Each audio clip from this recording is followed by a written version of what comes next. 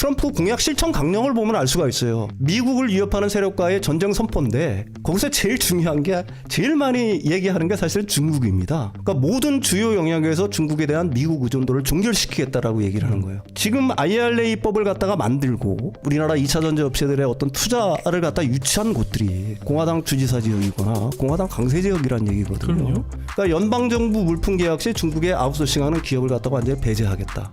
더 나아간 거죠.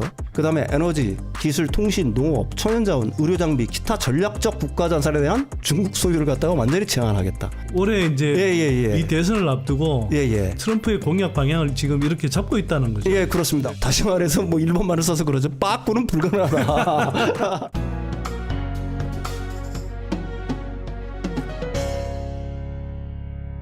언론을 보게 되면은 트럼프 리스크라는 말을 굉장히 많이 써요. 그래서 저는 그 부분에 대해서 과연 리스크일까라는 생각들을 굉장히 많이 합니다. 사실 트럼프 일기일 때만 하더라도 트럼프가 처음에 그 대통령이 됐을 때만 해도 세계는 굉장히 큰 걱정들이 많았죠.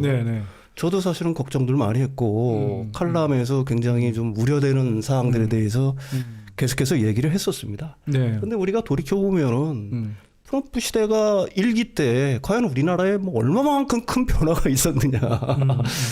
과연 뭐 지금 우려하는 것처럼 특정 산업군에 굉장히 어떤 파괴적인 어떤 부정적인 영향이 있었느냐. 이런 걸 돌이켜보면은 별로 없단 말입니다. 기껏 해봐야 뭐 세탁기, 뭐 저에게 관세 부과하는 것들. 그 다음에 한미 그 자유무역협정, 뭐 개정협상 강요. 그 다음에 방위비 인상. 뭐 등등 뭐 이런 어떤 것들이죠. 그런데 그런 것들이 과연 우리나라 어떤 경제라든지 아니면 특정 산업에 엄청난 타격을 줬느냐는 걸 갖다가 돌이켜 볼 때 그 정도는 아니었단 말입니다. 사실.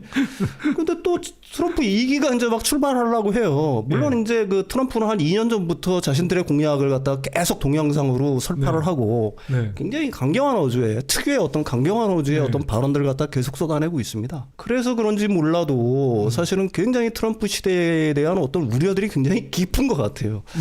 근데 세상 만사라는 게 저는 사실 그렇게 생각을 하거든요. 밝은 면이 있으면 반드시 어두운 면이 있고 또 어두운 면이 있으면 그만큼 또 밝은 면이 있더라. 그러니까 반드시 우리가 염려해야 될 그런 어떤 일들만 있을 것인가 아니면 오히려 우리한테는 어떤 새로운 어떤 기회가 열릴 수도 있지 않나. 이런 생각들을 갖다가 좀 균형감 있게 해야지만 트럼프에 대한 분석이 가능한 거고 트럼프 2.0 시대에 대한 어떤 대응도 올바른 대응이 나올 거라는 생각에서 사실은 이런 주제를 택하게 됐습니다. 우리가 보통 트럼프 독트린이라고 보통 얘기를 합니다. 이거는 뭐 제가 이제 분석한 것들도 있고요. 유명한 이제 지정학에 관련된 그 연구자, 학자들이 이제 보통 분석한 내용인데 이념적으로는 한 3개 정도로 요약이 되는 것 같아요. 첫 번째 교류주의. 이게 다른 말로 하게 되면 공짜는 없다입니다. 그러니까 미국이 베풀면은 니들도 그에 상응하는 어떤 걸 갖다가 미국 갖다 반드시 보상을 해야 된다는 주의거든요. 그러니까 이제 그게 대표적인 게 일기 때 일본과 한국은 미국과의 동맹에 더 많은 돈을 지불해야 한다는 거였고요. 나토는 이제 밑빠진 독이다. 역시 나토도 그만큼 돈을 지불해야 된다. 이제 결론적으로 말하면 보호받고 싶은가? 그렇다면 돈을 내라 이겁니다. 이게 이제 교류주의의 핵심인 거고요. 이거 굉장히 중요한 내용들입니다. 두 번째는 이제 중상주의예요. 영원한 동맹은 없다. 미국은 무역 수지 흑자만 기록하면 된다. 이게 이제 사실은 트럼프 어떤 경제 참모들이 줄곧 내세우고 있는 것들이죠. 그래서 이제 그 일환으로 중국과의 무역 전쟁을 개시를 한 거고요. 캐나다, 멕시코 등과 맺은 그 북미 자유무역 협정을 개정을 했죠.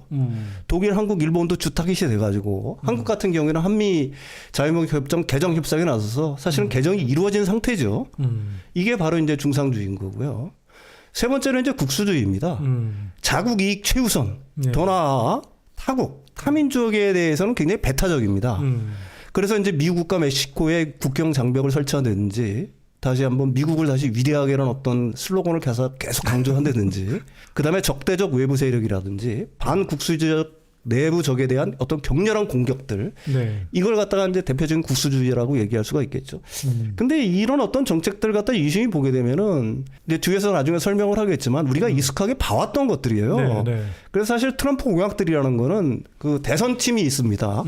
이게 전직 그 트럼프 일기 때 그 참모들이에요. 주요 참모들. 그러니까 마크 메디오 전 비서실장, 러셀 바우트 전 예산관리실장, 그다음에 이제 우리가 익숙하게 들어서 알고 있는 피터 나바로 전 무역제조업 정책국장, 이런 사람들이 이제 트럼프 공약들을 갖다가 만들고 있는 거고요. 주요 정책들은 이제 싱크탱크가 2개 있는데 헤리티지 재단이 이제 2024 리더십을 위한 사명이라는 걸로 해가지고 만들고 있고요. 근데 헤리티지 재단 같은 경우는 약간 보수적이라면 약간 좀 온건한 편에 속한다고 얘기할 수가 있습니다. 근데 좀 약간 극우적으로 약간 색채가 짙은 게 사실은 이제 아메리카 퍼스트 정책연구소라고 이게 이제 2025년으로 갈 수 있는 어떤 길, 노정, 여정 뭐 이렇게 번역이 되는데 여기서 이제 주요 정책들을 갖다가 계속해서 발표를 하고 있는 거예요. 네. 근데 이쪽이 약간 좀 극우적인 색채가 더 짙다라고 얘기할 수가 있습니다. 헤리티지 대전보다는. 이름 자체가 아메리카 퍼스트니까 그대로 미국 우선주의. 예, 그렇습니다. 네. 국도주의적인 성향이 물씬 풍기네요. 네, 근데 이것들 뿌리가 공약 핵심 내용을 보게 되면은 사실은 오늘날 미국에 대한 가장 큰 위협은 러시아가 아니라 우리들 자신이며 끔찍한 것들이다. 그게 이제 주로 6가지를 들고 있는데 불법 이민 폭정에 따른 국경 소멸, 도시에서 경찰력 집행 실패, 법치 파괴, 가족 붕괴, 하나님을 없애고 인종 성환경을 받드는 좌파주의자들. 그다음에 중국 등에 우리를 의존하도록 만드는 그 자유주의자, 신자유주의자 아니면 뭐 글로벌리스트라고 보통 얘기를 하죠. 보통 이걸 갖다가 6개를 갖다가 이것들과의 어떤 전쟁을 선포한다는 게 사실은 공약의 핵심 내용입니다. 지난 시간에 한번 나와서 얘기를 했을 거예요. 이 뿌리가 사실은 그 네오콘, 그러니까 신보수주의자라고 얘기할 수 있는데 여기에 그 행동 강령, 어떤 이념, 철학과 거의 뭐 100% 유사하다라고 얘기할 수가 있습니다. 이 사람들의 국제 정치관이라는 거는 강자와 자연권이 지배하는 정글로 봅니다. A라는 국가와 B라는 국가의 어떤 상호 교류, 어떤 상호 존중, 뭐 이런 걸 갖다가 인정하는 게 아니에요. 그러니까 정글 같은 세계라고 일단은 그 국제 정치를 갖다가 규정을 하고 있는 거고요. 정의는 자신들의 이기적 목적 달성을 위한 수단인 거고, 인류에 기초한 인류 공영, 평화, 번영이라는 개념 자체는 없습니다. 근데 이 사람들의 특징적인 게 하나가 뭐냐면은 굉장히 가족 친화적이에요.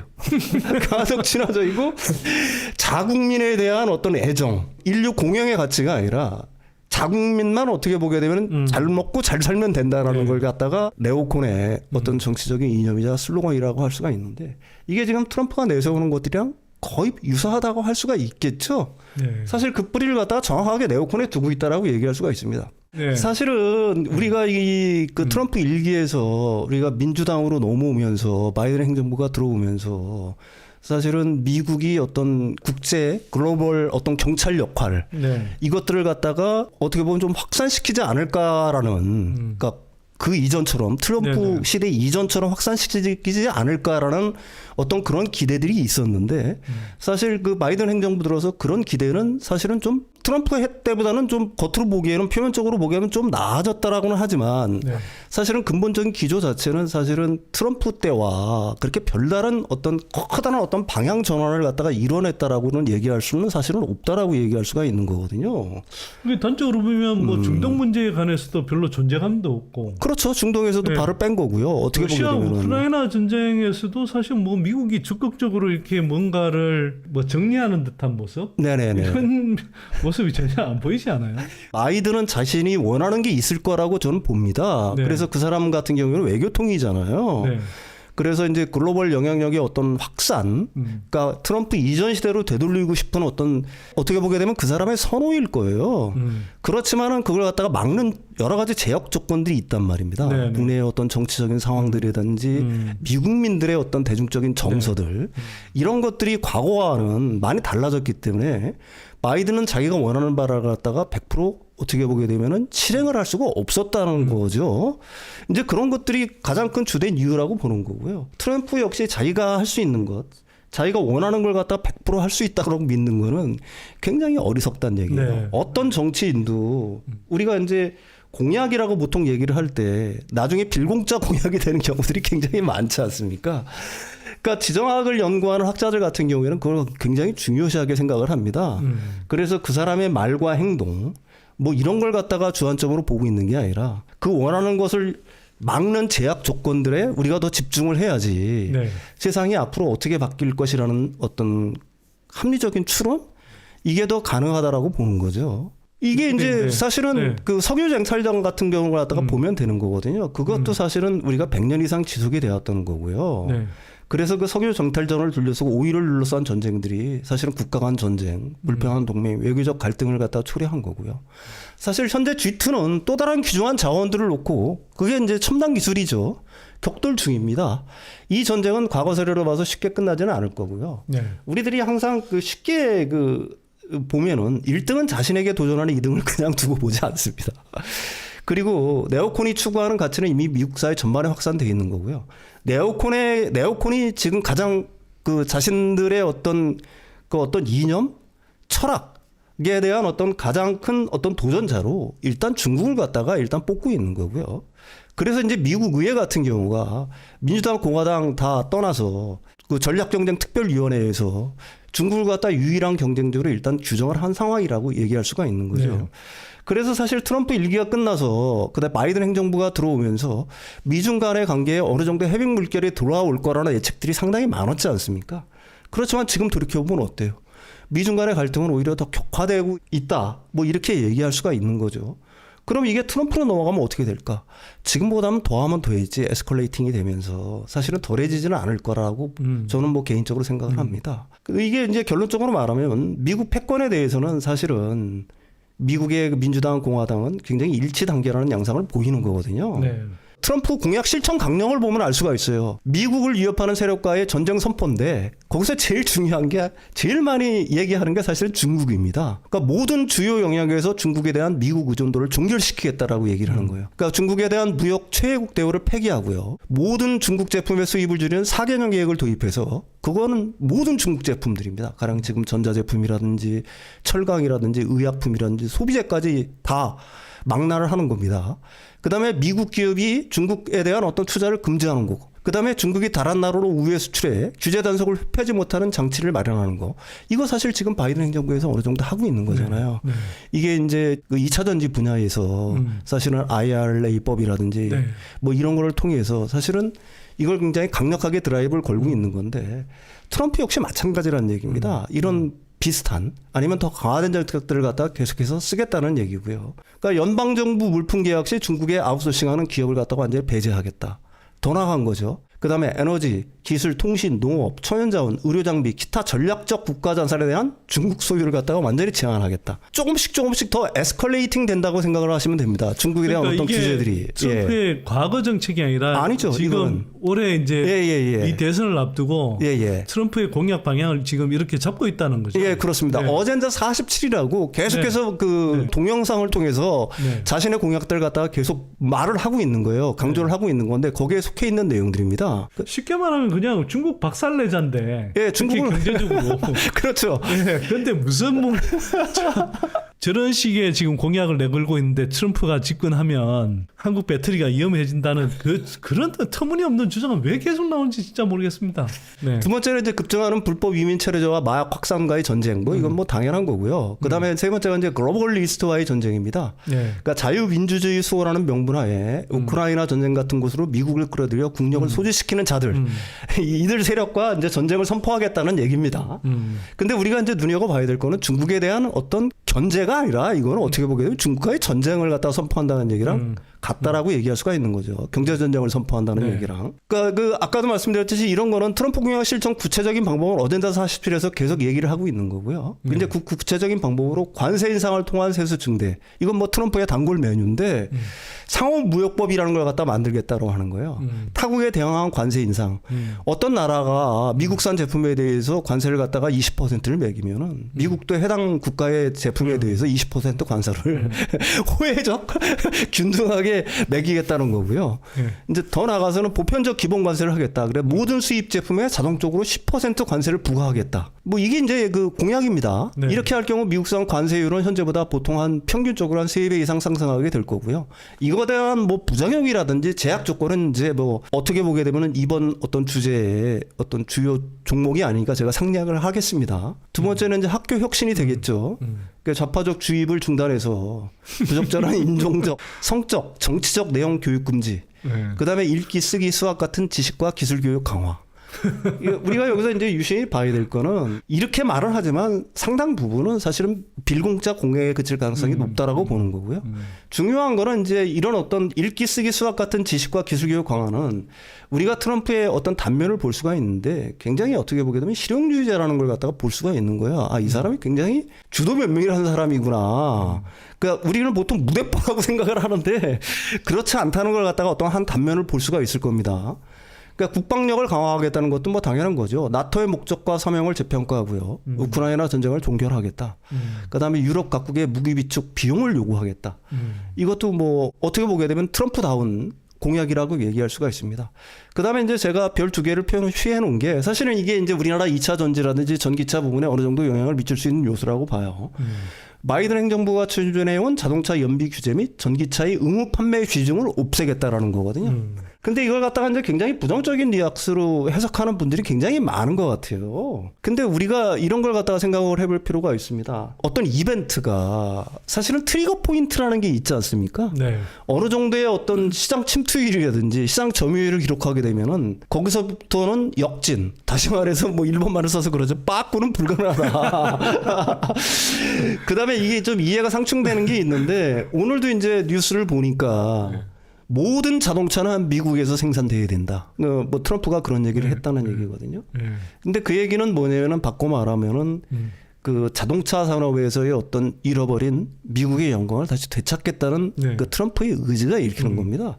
근데 한번 생각을 해보십시오, 여러분들. 중국의 포드, GM, 그다음에 스텔란티스가 내연기관차를 만들어서 과연 세계 자동차 시장을 석권할 수 있을까요? 네? 이미 다 뺏긴 판, 그다음에 세계의 판이 사실은 전기차로 돌아가고 있는 마당에 그렇지는 못할 겁니다. 미국의 어떤 잃어버린 과거의 어떤 자동차 산업의 영광을 되찾기 위해서는 지금 이제 막 시작하는 뒤에서 설명을 하겠지만 전기차 시장에서의 우위를 점할 수밖에 없는 거고요. 거기는 기회가 아직도 열려 있다라고 얘기할 수가 있는 겁니다. 그런데 거기에 가장 큰 장애물이 뭘까요, 여러분? 바로 중국이에요, 중국. 중국의 배터리 산업, 그다음에 전기차 산업 이런 것들은 어떻게 보게 되면 미국보다 더 빨리 시작을 했단 말입니다. 그러면은 미국 입장에서 미국의 내가 어떤 그 전략가라고 한번 생각을 해보십시오. 그 머리 좋은 사람들이 그럼 어디를 눌러야 우리가 그나마의 기회를 찾을 수 있다고 생각을 할까요? 여러분들이라면 어떤 선택을 할까요?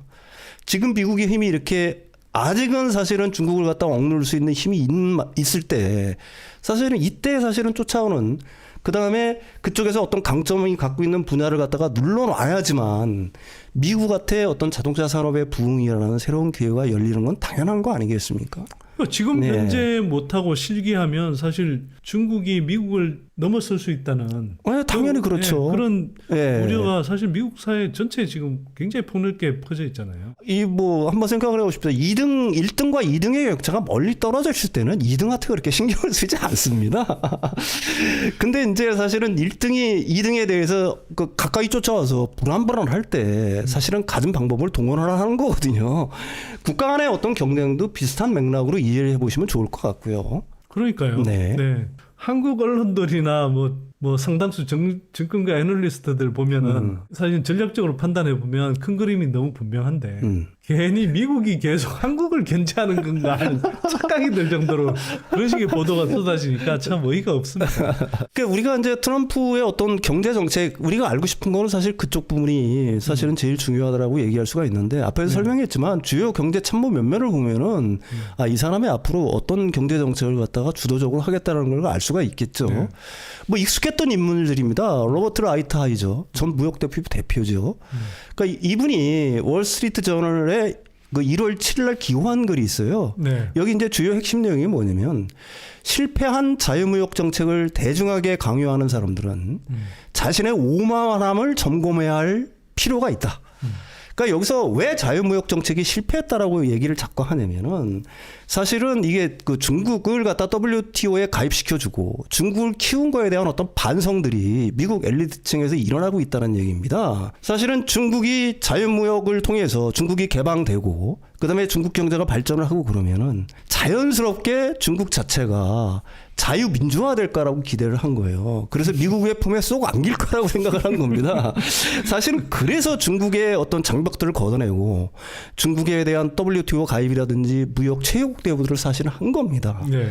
근데 이게 몇 년 지나고 보니까 중국은 점점점 발전하는데 오히려 중국은 자신들의 어떤 문을 갖다가 가령 뭐 시진핑 어떤 체제를 갖다가 계속 연임을 해간다든지 하면서 자신들이 생각하는 어떤 민주주의 체제랑은 전혀 정반대의 체제로 가면서 그 1990년대에 소련이 붕괴하면서 어떤 패권 리더십에 대해서 적대할 세력들이 전혀 없었던 시대를 미국은 향유했잖아요. 그렇죠. 몇십 년 동안. 네. 그거에 대한 어떤 새로운 도전들이 일고 있다는 거에 대한 어떤 반성들.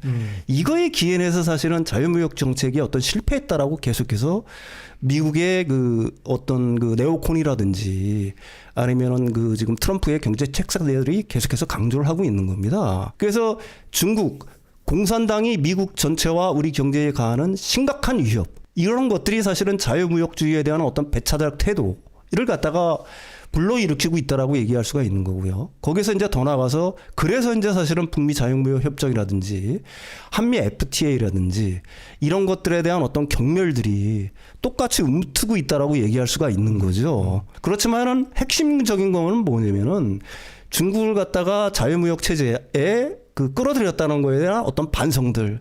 그래서 중국을 너무 키워줬다는 어떤 반성들이 전제가 돼 있다는 얘기입니다. 그 피터 나바로 역시 마찬가지죠. 전 백악관 무역제조업 정책국장인데 이분에 대해서는 여러분들이 잘 알고 있을 거예요. 브라질에 비가 내리면 스타벅스 주식을 사라는 유명한 책들. 저는 읽어보진 못했는데 저 책의 주요 내용이 뭡니까? 그 브라질에 비가 내리면은 네. 그 커피 농사가 잘 안 될 거 아니겠습니까? 네. 뭐 그래서 이제 스타벅스 주식이 올라갈 가능성이 많다. 원두가 올라가고 원두가 모르겠습니다. 저도 뭐 이 책에 대해서 잘 안 읽어봤어요.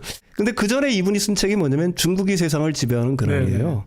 그러니까 사실은 용은 이제 동양에서는 어떻게 보게 되면 그렇게 비호감적인 그 대상이 아니잖아요. 네. 그렇지만 서양에서는 굉장히 무섭고 뭐 어떻게 보게 되면 좀 비호감, 부정적인 뉘앙스가 많이 풍기는 어떤 존재 아닙니까? 그래서 중국을 갖다가 용으로 비유를 한 거고요. 그러니까 중국에 대해서는 그 굉장히 어떻게 보게 되면은 그 라이트 하이저보다도 더 강경파라고 얘기를 할 수가 있습니다. 그다음에 이제 레리 커틀로라고 전 백악관 국가경제위원회 위원장인데 이분 같은 경우가 이제 굳세게 그 네오콘이라든지 아니면 신보수주의자들 아니면은 이쪽들이 계속해서 주장하는 어떤 강달러 정책을 추진을 하고 있는 강달러 정책을 원하고 있는 거죠. 미국의 어떤 그 달러가 약세를 보이는 것 자체가 미국의 어떤 국력의 어떤 쇠퇴를 어떻게 보게 되면 방증을 하고 있는 거다. 그래서 오히려 그 강달러 정책을 추진해야 된다. 뭐 이런 정책들을 내세우고 있는 인물들입니다. 근데 이 그 세 분의 어떻게 보게 되면 공통점이라고 할 수 있는 거는 딱 한 곳으로 모아져요. 궁극적으로는 중국에 대한 견제. 그러니까 중국에 대한 어떤 경제 정책에 대한 강경? 뭐 이것들로 어떻게 모아지는 거고요. 그게 아까도 말씀드렸듯이 그 어젠다 그 47에 완전히 녹아 있다라고 얘기할 수가 있는 거죠.